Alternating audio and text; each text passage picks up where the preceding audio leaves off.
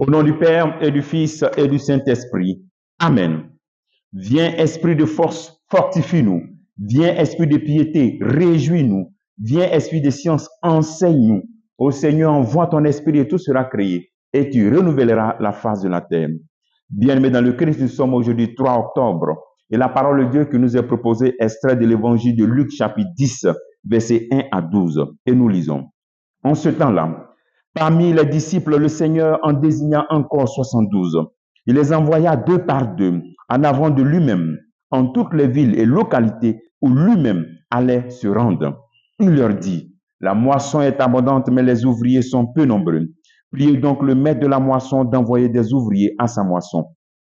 Allez, voici que je vous envoie comme des agneaux au milieu des loups. Ne portez ni bourse, ni sac, ni sandales, et ne saluez personne en chemin.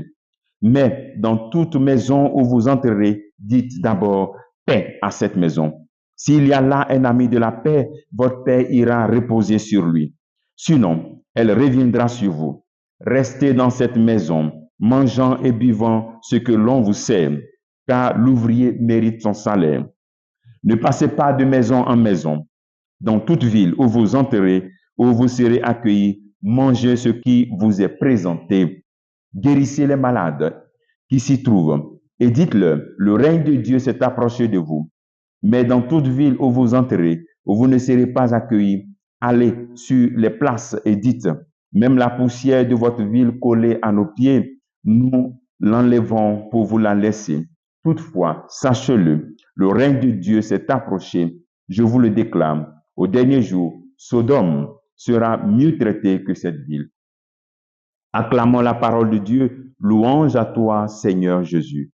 Voici cet évangile très missionnaire du choix des 72 et de l'envoi des 72. Le premier appel que tu peux te faire en ce jour, est-ce que tu te reconnais comme l'un des 72 aujourd'hui? Tu te reconnais comme quelqu'un qui est envoyé. Est-ce que tu te reconnais comme quelqu'un envoyé dans ce monde? Envoyé pour une mission. C'est très important. Est-ce que tu te poses la question de savoir quelle est ma mission dans ce monde? C'est pas quelque chose d'extraordinaire. Quelle est ma mission dans ma famille? Ta mission peut être une mission de paix, une mission de réconciliation, une mission de vérité de l'évangile, une mission de réconciliation, une mission d'amour. Quelle est ta mission? Est-ce que tu l'accomplis, cette mission? En tant que chrétien, nous avons cette mission d'annoncer Jésus-Christ, tout chrétien. Et il faut s'y mettre. Et puis te demander, mais où on m'a envoyé? Mais bien sûr, dans ta maison, dans ta famille, dans ton lieu de travail. C'est pas loin de ta vie. C'est pas fait d'aller loin, loin, loin. Non, où tu habites là? Est-ce que ta maison où tu rentres là, tu annonces la parole de Dieu? Ton lieu de vie, ta maison, ton lieu de travail. Voici où le Christ t'envoie. Voici où il t'envoie, comme ces 72 qu'il envoie. Le deuxième appel qu'il peut nous faire en ce jour, c'est de ne pas avoir peur. Ta mission, c'est de préparer la venue de Jésus-Christ.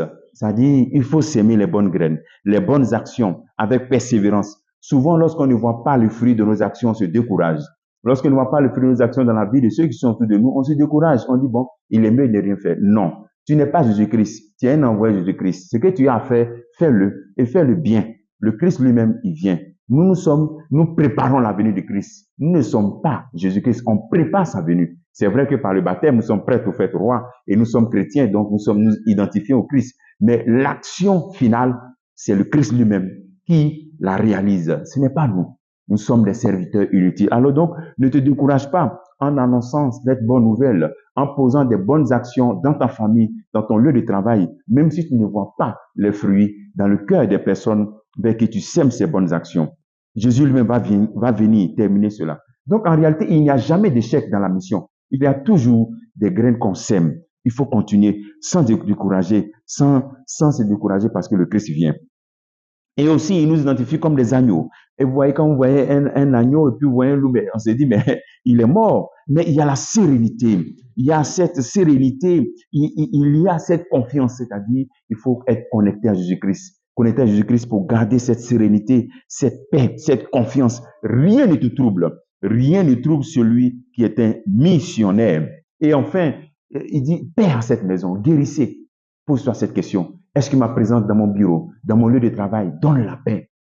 Est-ce que ma présence dans ma maison donne la paix à mon épouse, donne la paix à mon époux, donne la paix aux gens de ma famille? Ou bien je suis une personne qui crée le trouble?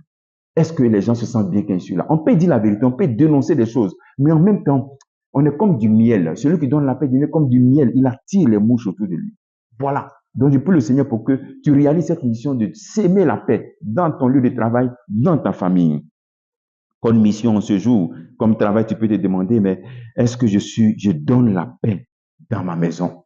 Où je dors là? Je crée la paix là-bas. Sinon, fais-le. Que Dieu te bénisse au nom du Père et du Fils et du Saint-Esprit. Amen.